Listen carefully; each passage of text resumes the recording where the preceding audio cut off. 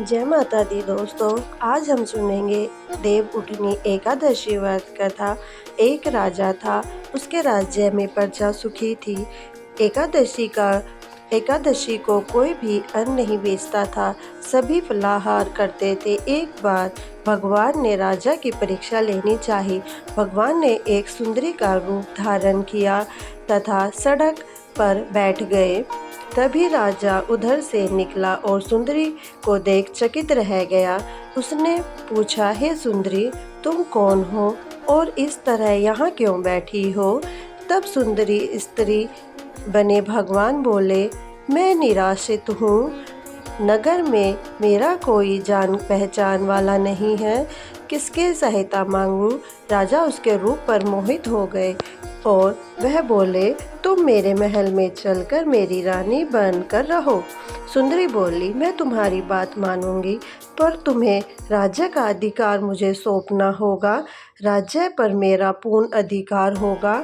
मैं जो भी बनाऊंगी तुम्हें खाना होगा। राजा उसके रूप पर मोहित था, अतः उसकी सभी शर्तें स्वीकार कर ली। अगले दिन एकादशी थी। रानी ने हुक्म दिया कि बाजार में अन्य दिनों की तरह अन्न बेचा जाए। उसने घर में मांस, मच्छी आदि पकवान बनाए तथा राजा को खाने के लिए परोसे। यह देखकर राजा रानी, आज एकादशी है, मैं केवल फलाहार करूँगा। तब रानी ने शर्त किया दिलाई और बोली, या तो खाना खाओ, नहीं तो मैं तुम्हारे बड़े राजकुमार का सिर काट दूंगी। राजा ने अपनी स्थिति बड़ी रानी से कही तो बड़ी रानी बोली, महाराज, धर्म न छोड़े, बड़े राजकुमार का सिर दे दे। पुत्र तो फिर मिल जाएगा, पर धर्म नहीं मिलेगा। इसी दौरान बड़ा राजकुमार खेलकर आया। माँ की आंखों में आंसू देखकर वह रोने का कारण पूछने लगा, तो माँ ने उसे सारी वस्तुस्थिति बता दी। तब वह बोला, मैं सिर देने के लिए तैयार हूँ। पिता के धर्म की रक्षा होगी, जरूर होगी।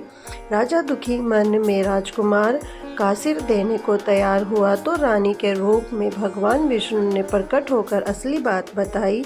हे राजन, तुम इस कठिन परीक्षा में पास हुए। भगवान ने प्रसन्न मन से राजा से वर मांगने को कहा तो राजा बोला, आपका दिया सब कुछ है, हमारा उद्धार करे।